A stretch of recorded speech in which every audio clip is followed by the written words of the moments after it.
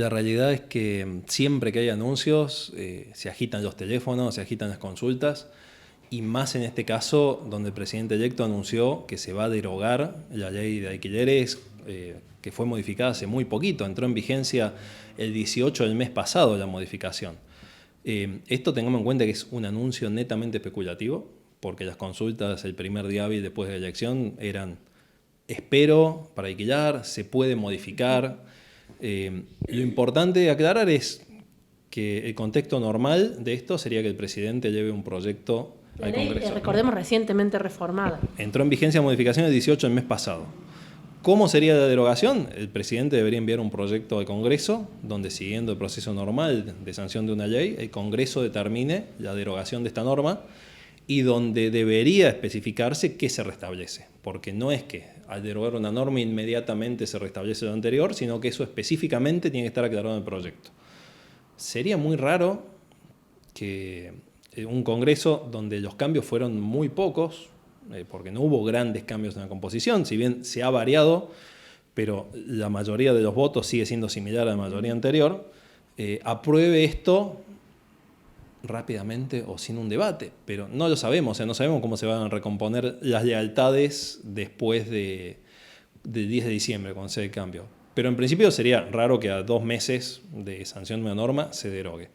Habría una alternativa que mediante un derecho a necesidad y urgencia, en virtud de la gran crisis habitacional que hay, el presidente suspenda la vigencia de esa ley y se permita realizar contratos de acuerdo a normativa que establecía la normativa anterior, la ley anterior, o mejor dicho, la ley de alquileres sin modificarse, o lo que establecía previamente el Código Civil y Comercial, podría ser una alternativa mediante un DNU, que eso tranquilamente el 10 de diciembre o el 11 luego de asumir podría hacerse.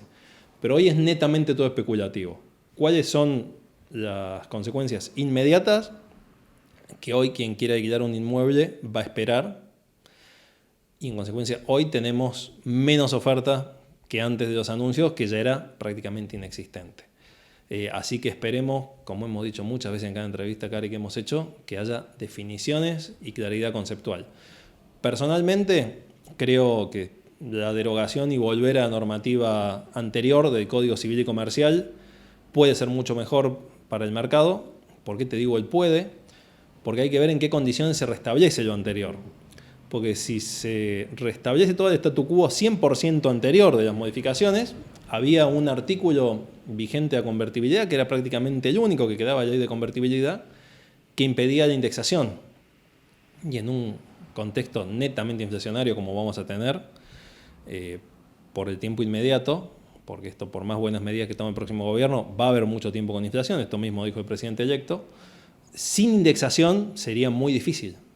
En consecuencia, el mejor escenario sería que esto derogue la modificación de 27.551, derogue la 27.551 en todo, excepto lo que modificaba el artículo ese que te digo de convertibilidad, es decir, que permita volver a contrato de 2 años actualizable por índice.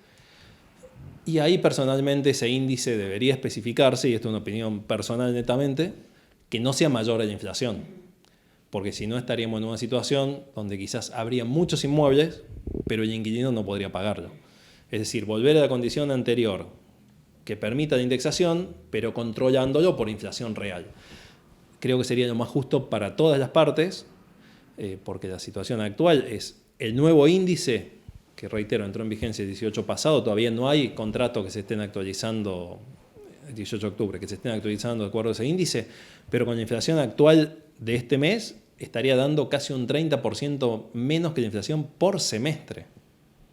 Mientras que el índice anterior, en un año, está dando al día de hoy un 25-26% menos. O sea, el nuevo índice es terriblemente más negativo desde el punto de vista del propietario que el otro.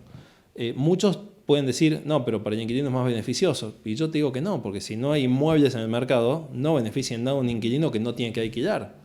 Estamos ante netamente una utopía, es algo que no es real. Hizo una referencia también al presidente electo de liberar a criterio de las partes la moneda en que se contrataba o se realizaba el contrato de alquiler.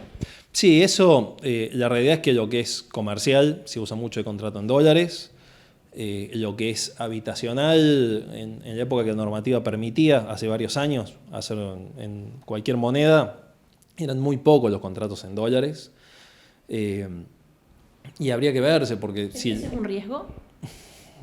Hay que ver cómo va a evolucionar la moneda. Hoy es todo especulativo, o sea, hasta que el presidente electo no asuma el 10 de diciembre y anuncie sus primeras medidas y anuncie su gabinete, no vamos a tener una idea real de qué es lo que va a pasar. Pero si se continúa con la idea de dolarizar la moneda en los plazos que medianamente se hablaron en la campaña, entre 18 y 24 meses, de dolarizar la economía, perdón, entre 18 y 24 meses, esto va a ser un tema sin sentido, es decir, en qué moneda hacemos el contrato. Sé que ha habido anuncios recientemente también que dijeron que primero se iba a cambiar la denominación de la moneda nacional, digamos que el peso dejaría de ser un peso, pero tampoco hay certeza sobre eso. Yo creo que para que ganen pesos hay que dar en dólares o comprar con financiación en dólar. Hoy en el contexto actual es un riesgo muy importante.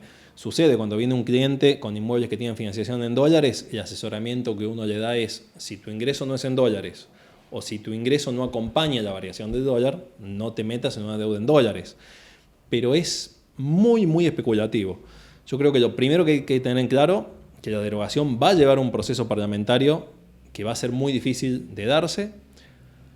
No digo imposible, pero va a ser muy difícil porque deberían votar la mayoría de los diputados y senadores a contrario a lo que han votado hace muy poco tiempo, lo cual no es raro tampoco porque recordemos que la mayoría de los diputados y senadores votaron una modificación del código y al poco tiempo esos mismos diputados y senadores con composición similar modificaron todo mediante la primera modificatoria del código respecto a alquileres, que fue la 27.551, así que esto podría darse, pero vamos a tener que ver. Y si fuera mediante un DNU, que es a partir del 11 de diciembre, sin duda se van a inyectar inmuebles al mercado, pero la opción tiene que tener, o sea, yo creo que tiene que tener algún tope esa actualización, porque si no tiene un tope va a permitir que se pacten actualizaciones que van a ser muy superiores a la inflación y eso puede generar conflictividad en el momento en que los salarios no van a acompañar eso y no van a poder abonarse, ¿no?